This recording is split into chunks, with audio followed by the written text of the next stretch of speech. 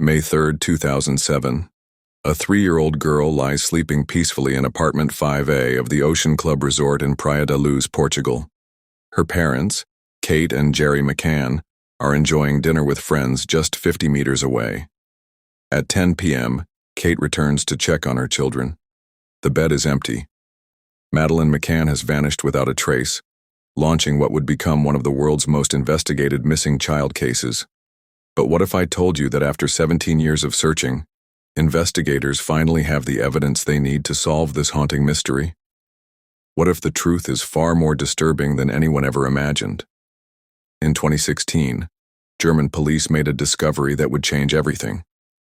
Hidden in an abandoned factory owned by a convicted predator, they found a hard drive containing evidence so disturbing that prosecutors now believe they know exactly what happened to Madeleine McCann. The suspect? A man named Christian Bruckner, currently serving time for rape, who could be released from prison within months. This is the story of how one of the world's most notorious cold cases is finally being solved, and why the truth might be more terrifying than the mystery itself. Let's start from the beginning. The McCann family arrived in Portugal on April 28, 2007, for what was supposed to be a dream vacation.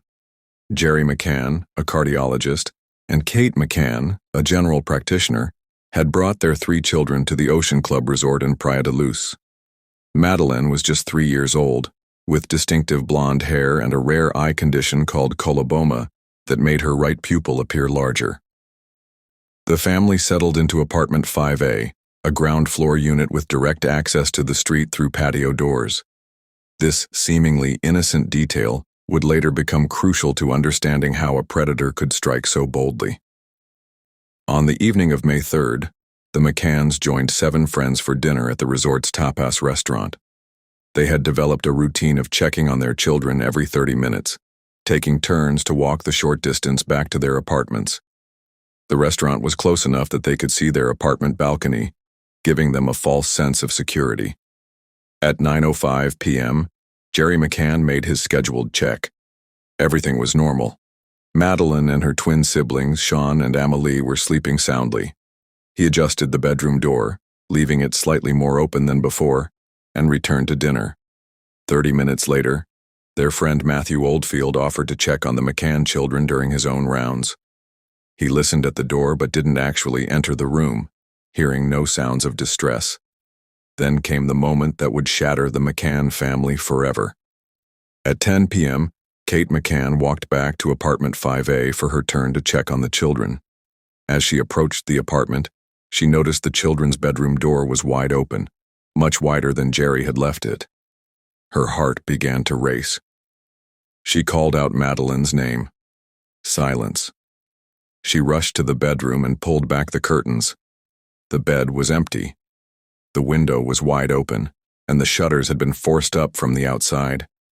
Kate McCann's screams of, they've taken her," echoed through the resort, alerting other guests and staff. Within minutes, a frantic search began. Resort staff, other holiday makers, and local police scoured the area, but there was no trace of Madeleine.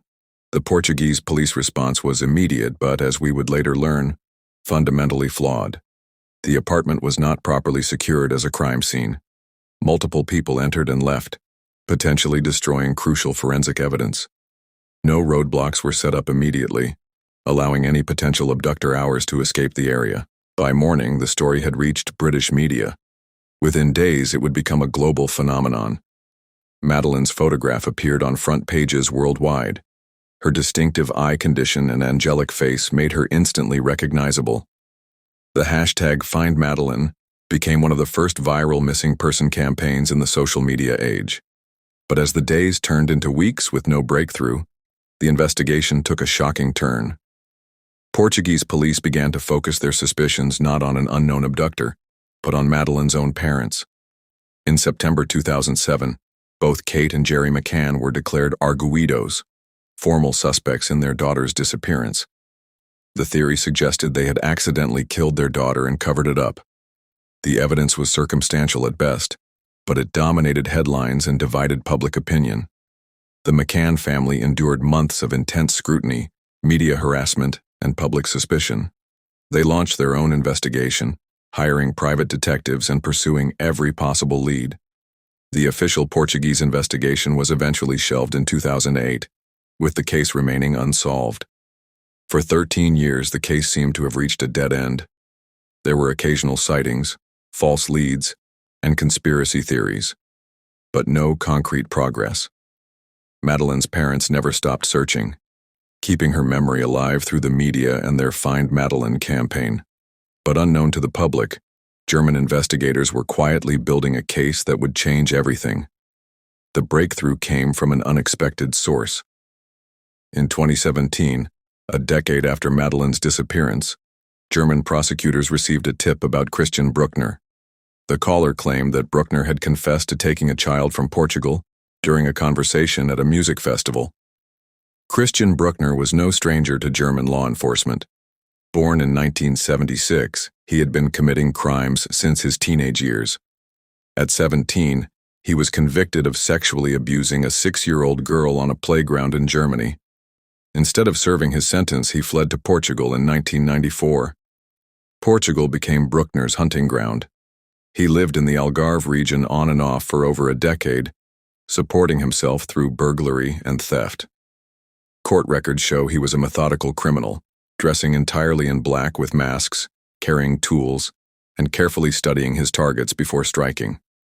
His crimes escalated over time. In 2005, 2 years before Madeleine's disappearance, Bruckner broke into the home of a 72-year-old American woman in Praia da Luz. He raped her repeatedly, in what prosecutors described as one of the most brutal attacks they had ever seen. The case went unsolved for over a decade until DNA evidence finally linked Bruckner to the crime. This is where the story becomes even more disturbing. Phone records show that on the night of May 3, 2007, Bruckner received a call at 7:32 p.m. while his phone was connected to a cell tower covering the Praia da Luz area. This places him in the exact location where Madeleine disappeared, at the exact time she was taken. But the most chilling evidence was yet to come. In 2016, 3 years before Bruckner would be identified as a suspect in the McCann case, German police raided an abandoned factory he owned in Neuwegersleben. What they found inside would make even experienced investigators sick to their stomachs. The compound was isolated and hidden, the perfect place for someone to commit unspeakable acts without being discovered. Police found over 75 toddler swimsuits in various sizes. Children's bicycles and toys were scattered throughout the property. 3 working firearms with ammunition were hidden in different locations. Most disturbing of all was a briefcase containing photographs of young children, alongside a list of phone numbers. Police also discovered masks and bizarre photographs showing Bruckner wearing them, as if practicing for future crimes. But it was the discovery of USB sticks and memory cards that would provide the most damning evidence. The devices were found buried beneath a dead dog on the property, wrapped in plastic, as if someone was desperately trying to hide them. When forensic experts examined the contents, they found evidence that prosecutors now believe proves Madeleine McCann's fate. If you're finding this investigation as compelling as I am, and you want to stay updated on the latest developments in this case, make sure you hit that subscribe button now. We're about to reveal evidence that has never been made public before, and you won't want to miss what comes next. The digital evidence painted a picture of a man obsessed with child abduction. Police found Skype conversations where Bruckner discussed his fantasies about taking children. In one particularly disturbing exchange, he told another user about wanting to take something small and keep it for days. Even his conversation partner, himself a known predator, seemed shocked by the explicit nature of Bruckner's desires. But perhaps most damning of all were the short stories Bruckner had written, apparently as a way to live out his fantasies on paper. German investigators found multiple documents on his devices, detailing elaborate abduction scenarios involving young girls. In one story, Bruckner wrote, "When she came to the car with her little daughter in her hand and opened the back door, I was already standing behind the two of them, holding a rag soaked in ether. I forcefully pushed it into the woman's face. At first she fought hard, but I held her tight. The girl sat in the car and watched me with wide, horrified eyes." The story continues with graphic descriptions of what happened next, but the details are too disturbing to share in full. What's clear is that these weren't just fantasies. They were blueprints for real crimes. Another story described a 4-year-old blonde girl being brought to him. A very small girl enters the room. She's definitely not older than 5. Blonde, long hair tied in pigtails bounces cheekily back and forth as she comes towards me. This is maid Anna Lee. She is 4 years old. I feel like I'm in paradise right now. The parallels to Madeleine McCann are impossible to ignore. A blonde, 4-year-old girl taken from her family and held captive by a predator who saw her as his paradise. German prosecutors believe these stories represent Bruckner's actual experiences, not just his imagination. Investigation into Bruckner's movements on the night of May 3, 2007, revealed a carefully planned operation. Witness statements from that evening describe a man carrying a child through the streets of Praia da Luz around 10 p.m., just after Kate McCann discovered Madeleine was missing. The witnesses described the man as carrying the child awkwardly, as if he wasn't used to carrying children. The child was wearing pink pajamas, exactly what Madeleine was wearing when she disappeared. The man was walking away from the Ocean Club resort toward the main road. Sniffer dogs brought in during the initial search followed Madeleine's scent from apartment 5A to this exact route, losing the trail at a car park near the village church. This is consistent with the theory that Bruckner carried Madeleine to a waiting vehicle and drove away. The day after Madeleine's disappearance, Bruckner re-registered his Jaguar XJR6 under the name of an acquaintance in Germany. This car, which matched witness descriptions of a suspicious vehicle seen in Praia da Luz, was later found during the 2016 raid of his factory. Forensic examination revealed unknown chemical substances in the trunk, though German police have never revealed what these substances were. The timing of these actions suggests a level of premeditation that makes this crime even more horrifying. Bruckner didn't just stumble upon an opportunity, he planned it. But how did investigators finally connect Bruckner to the McCann case? The breakthrough came from an unlikely source, a former associate named Helga Busching, who had worked with Bruckner during his criminal activities in Portugal. In 2008, 1 year after Madeleine's disappearance, Busching encountered Bruckner at a music festival in Spain. During a conversation about the McCann case, Busching mentioned how strange it was that a child could just disappear without a trace. Bruckner's response would haunt Busching for years. She didn't scream. When Busching looked at him in surprise, Bruckner seemed to realize what he had just revealed. According to Busching, Bruckner immediately left not just the conversation, but the entire festival, disappearing overnight. This confession remained a secret for over a decade, until Busching finally contacted German authorities in 2017. His testimony became a crucial piece of the puzzle that led investigators to focus on Bruckner as their prime suspect.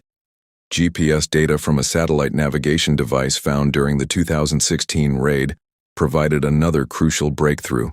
The device showed that Bruckner regularly visited a remote reservoir called the Barragem do Arade, about an hour's drive from Praia da Luz. Friends of Bruckner told investigators that he called this isolated location his little paradise, spending hours there alone with his camper van. Photographs found on his devices show him at this exact location, some too explicit to describe in detail. In 2023, Portuguese and German police conducted extensive searches of the reservoir area, using ground-penetrating radar and bringing in specialized divers.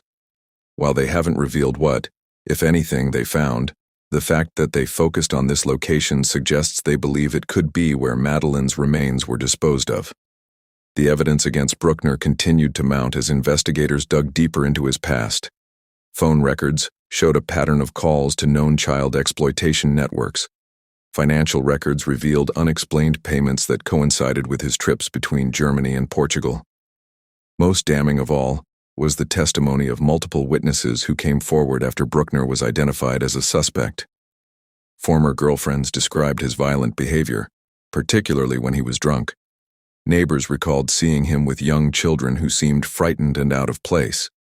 One witness, a former neighbor at his German kiosk, reported seeing Bruckner with a young girl who matched Madeleine's description in late 2007. When the witness tried to approach them, Bruckner quickly left with the child. As we piece together this evidence, a horrifying picture emerges. Christian Bruckner wasn't just a random predator who happened to be in the wrong place at the wrong time. He was a serial child abuser who had been planning and fantasizing about crimes like this for years. His choice of Madeleine McCann wasn't accidental either. The ground floor apartment with easy access, the routine of parents checking every 30 minutes, the isolated location perfect for a quick escape, everything suggests careful surveillance and planning. German prosecutors now believe they have enough evidence to prove that Christian Bruckner kidnapped and murdered Madeleine McCann. However, bringing him to trial faces significant challenges. Much of the evidence is circumstantial, and Bruckner has refused to cooperate with investigators throughout his imprisonment. More concerning is the fact that Bruckner could be released from prison as early as 2025, when his current sentence for rape expires. Without a conviction in the McCann case, he would be free to disappear once again, potentially to strike again. This race against time has intensified the investigation, with German, Portuguese, and British authorities working together to build the strongest possible case. They know they may only get one chance to achieve justice for Madeleine McCann. The impact of this case extends far beyond one missing child. It exposed flaws in international police cooperation, highlighted the dangers of leaving children unsupervised even in seemingly safe environments, and showed how a predator can exploit the gaps in our protection systems. For Kate and Jerry McCann, the identification of Bruckner as a suspect has brought both hope and renewed anguish. After years of being suspected themselves, they finally have confirmation that their daughter was the victim of a predator, not their own actions. But knowing the truth about what likely happened to Madeleine may be more painful than not knowing. The evidence suggests their daughter suffered terribly before her death, at the hands of a man who saw children as objects for his own twisted pleasure. The Madeleine McCann case has become more than just a missing person investigation. It represents every parent's worst nightmare and our collective failure to protect the most vulnerable members of society. As this case moves toward what may finally be its conclusion, we must remember that behind all the evidence, theories, and legal proceedings is a 3-year-old girl who deserved so much more than the fate that befell her. If you've been following this case and want to see justice finally served, make sure to stay subscribed for updates as this story continues to develop. The truth about what happened to Madeleine McCann may finally be revealed, but the fight for justice is far from over. The next phase of this investigation will determine whether Christian Bruckner faces trial for one of the most notorious crimes of the 21st century, or whether he walks free to potentially harm other children. Either way, the legacy of Madeleine McCann will continue to remind us all of the precious innocence we must protect and the evil that exists in our world.